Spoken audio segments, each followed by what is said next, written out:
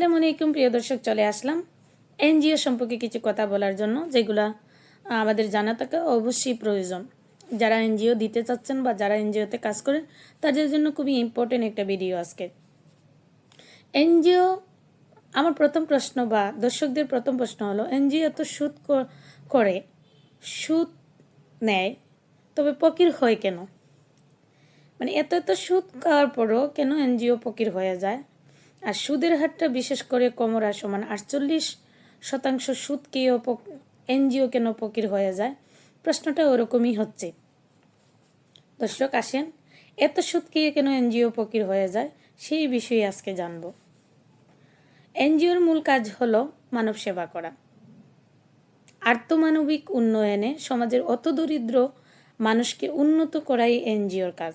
কিন্তু অন্যদিকে যদি দাতা হাতেম তাইয়ের মতন হয়ে যান, তবে মানব সেবা না হয়ে যাবে সুদের আকড়া, যেটাকে আমরা সুদ ব্যবসা বলি। কিন্তু বর্তমানে কিছু কিছু মানুষের হালচাল এনজিওর অর্থ হলো সুদের ব্যবসা করা। একটা এনজিও করতে পারলেই লক্ষ লক্ষ টাকা ইনকাম করা যাবে, আমাদের মাথাতে সে জিনিসটাই কাজ করে। আমার মতে বা এনজিওর ক্যালকুলেশনে যেটা আসে, ক্ষুদ্র ঋণ বা মাইক্রো ক্রেডিট এরকম একটা কার্যক্রম, যার সুদের পরিবর্তে বা সুদ না নিয়ে কাজ করা, মানে সমাজের আর্থমানবিক উন্নয়ন করাই হচ্ছে এনজিওর কাজ। কিন্তু বিপরীতে মাইক্রো ক্রেডিট এমন একটা পর্যায়ে চলে গেছে যে সুদের উপরে সুদ, একজনের কাছ থেকে টাকা উঠিয়ে আরেকজনের কাছে যাওয়া, আরেকজনের কাছ থেকে টাকা উঠিয়ে আরেকজনকে দেওয়া, এরকম কোমর সমান করতে করতে করতে করতে 48% গিয়েও সুদের টাকা দাঁড় হয়, যেটা আমরা মানে আঙ্গুল ফুলে কলা গাছ বলে মনে করি। ক্ষুদ্র ঋণ বা মাইক্রো ক্রেডিটের ব্যবসা পরিচালিত হয় মূলত বিভিন্ন এনজিও নামে। কোনো একজন হতদরিদ্র যদি কিস্তি দিতে ব্যর্থ হয়, তবে তাকে কোমরে দড়ি বেঁধে হেঁচড়িয়ে নেওয়া হয়। বয়স যদি 100 হয়, 100-এর উপরে হয়, তাতেও কিছু যায় আসে না। কিস্তির টাকা দিতে হবে। কিস্তির টাকা দিতে দেরি হলে ঘরের টিন কুলে নিয়ে যাবে, গরু ছাগল নিয়ে যাবে, এমন বহুল নজির আছে। আমি যতটুকু জানি, এনজিওর কাজ হলো সমাজের দরিদ্র মানুষের সেবা করা, যেমন নদী ভাঙ্গন রোধ করা, পুনর্বাসনের ব্যবস্থা করা, শীত বস্ত্র বিতরণ করা, পিছিয়ে পড়া জনগোষ্ঠীর সহায়তা করা, বাল্যবিবাহ রোধ করা, বনায়ন কর্মসূচি ইত্যাদি। বেসরকারি লেভেলে সমাজের দরিদ্র মানুষকে সেবা দেওয়াই হলো এনজিওর কাজ। কিন্তু আমাদের দেশে এনজিওর কাজ কি? কোনো এক শহরে একটা রুম ভাড়া নিবে, প্রথমে লভ্যাংশের পরিমাণ দেখিয়ে সদস্য ভর্তি বা গ্রাহককে ভর্তি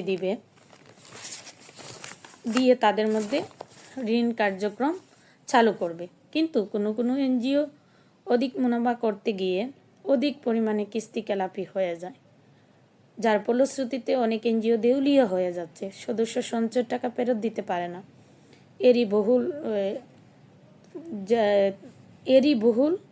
বহু প্রচলিত বা বহু প্রমাণ আছে।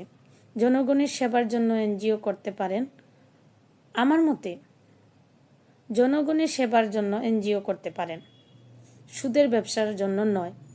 এনজিও নন প্রফিটিভ সংস্থা এবং অলাভজনক সংস্থা। এনজিও দেওয়ার আগে অনেক চিন্তা করে শুরু করতে হবে।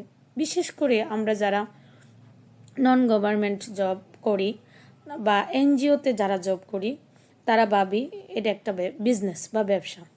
মূলত প্রকৃতপক্ষে প্রথমে এনজিও পরিচালনা করার আগে বা এনজিও শব্দটি আসছে যে বেসরকারিভাবে সমাজের অত দরিদ্র মানুষকে অর্থনৈতিকভাবে সেবা দান করা বা তাদের বিভিন্ন যে অসুবিধাগুলো থেকে পরিত্রাণ করাই মূলত এনজিওর কাজ ছিল। কিন্তু বর্তমানে ব্যাঙের ছাতার মতো এনজিও ছড়িয়ে ছিটিয়ে আছে, যেগুলা তাদের কার্যক্রমগুলো হলো যে তাদের টাকা বিতরণ করবে, গ্রাহকদের টাকা দিবে, আর সেই টাকার ক্রমহ্রাসমানভাবে লাভ পাবে, বা লাভ দিয়ে আবার একজনের কাছ থেকে টাকা নিয়ে একজনকে বিতরণ করবে। এরকমভাবে চক্রবৃদ্ধি হারে বিজনেসটা শুরু হয়ে গেছে, যেটার কারণে মানুষের ভালোর চেয়ে মন্দর দিকটাই বেশি হচ্ছে বলে মনে করা হচ্ছে।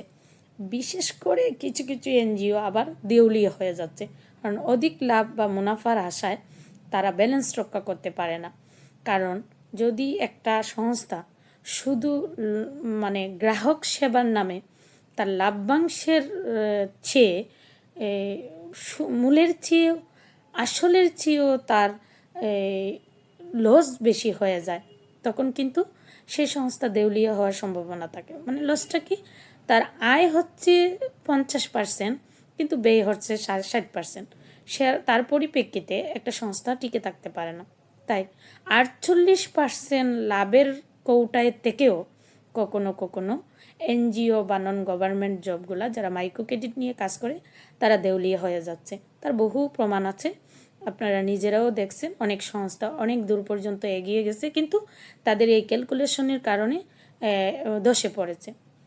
প্রিয় দর্শক, আশা করি এনজিও এত লাভ বা সুদ খাওয়ার পরেও কেন দেউলিয়া হয়ে যায় সেই বিষয়টা আমি ক্লিয়ার করতে পারছি। আপনাদের এনজিও দেওয়ার যদি কারো চিন্তা ভাবনা থাকে তাহলে অবশ্যই এই ভিডিওটা দেখে নেবেন। কারণ এনজিও হয়েছে এমন একটা কার্যক্রম যেটার মধ্যে আপনার মানব সেবা থাকবে ও আর্থমানবিক সেবায় মানুষকে উন্নতি করার জন্যই নন গভর্নমেন্ট জব বা এনজিও নামে পরিচালিত, বা এই শব্দটি ব্যবহার করা হয়েছে যেন মানুষকে আমরা অত দরিদ্র থেকে ভালো অবস্থানে নিয়ে আসতে পারি। এরই নাম হচ্ছে এনজিও। যদি আমার এই ভিডিওটার মধ্যে দিয়ে এনজিও সম্পর্কে কোনো সঠিক ধারণা অথবা এনজিও সম্পর্কে সঠিক মতভেদ দিতে পারি, আর যদি ভিডিওটা ভালো লাগে পাশে থাকা বেল আইকনটি চেপে দিয়ে আমার চ্যানেলটি সাবস্ক্রাইব করে পাশে থাকবেন। Best of luck.